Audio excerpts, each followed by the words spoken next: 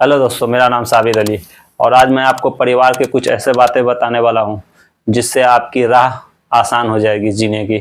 तो मेरा मानना है जैसे कि हर परिवार में मोहब्बत सबसे महत्वपूर्ण काम करती है।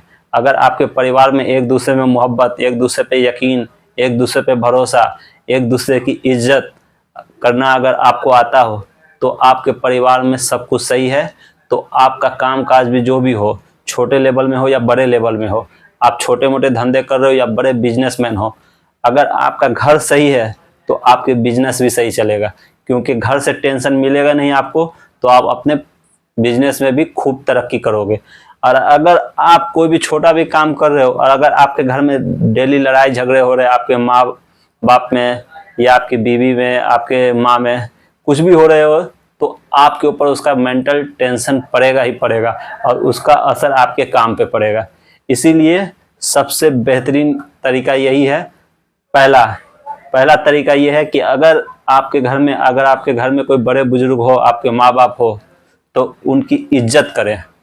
इज्जत करने का मतलब ये नहीं कि उनकी हर बात माने, लेकिन जहाँ तक हो उनसे ऊंची आवाज़ में बातें ना करें, उनसे प्यार से बातें करें। अगर कोई बात अगर उनकी आपको समझ में ना आ रही हो, अगर आपका नज़रिया उनका नज़रिया मैच नहीं खा रहा हो, तो आपस में बैठकर बात करें। क्योंकि जनरेशन गैप है, उनके ज़माने में कुछ और होता था, आपके ज़माने में कुछ और हो रहा है।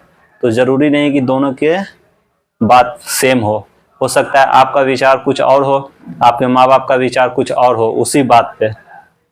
तो इसको आपस में बैठ के शांति दिमाग से बताएं अपने माँ बाप को प्यार से कि देखिए, आपके ज़माने की बात कुछ और थी, अभी का बात कुछ और है, अभी का सिचुएशन कुछ और है, अभी का माहौल कुछ और है। आपकी बातों को मैं मान नहीं सकता। प्यार से समझाएं अकेले में।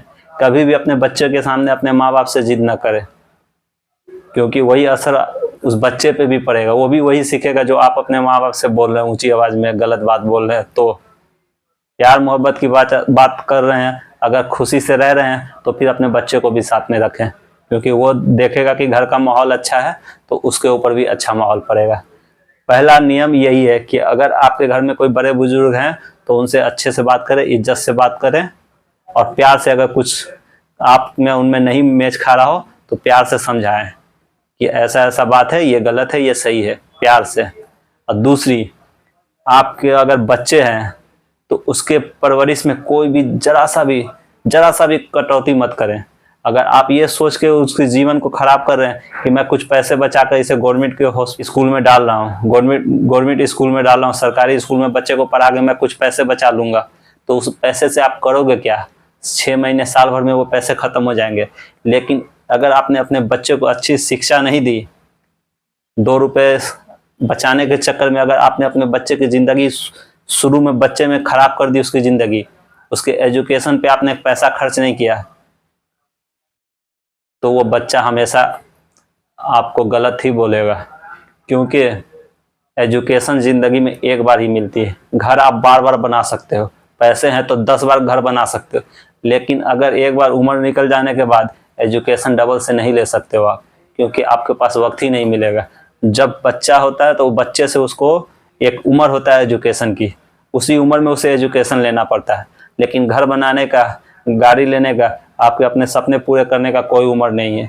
आप जितनी चाहो उतनी बार घूमने जा सकते हो कहीं भी, जितनी चाहे उतने घर बना सकते हो, जितनी चाहे उतनी गाड़ी ले सकते हो, जब चाहे तब ले सकते हो। 20 की उम्र में ले सकते हो आप, 30 की उम्र में ले सकते हो, 40 की उम्र में, 50 की उम्र में, 80 की उम्र में आप गाड़ी ले सकते हो, घर बना सकते हो, घूमने जा सकते हो।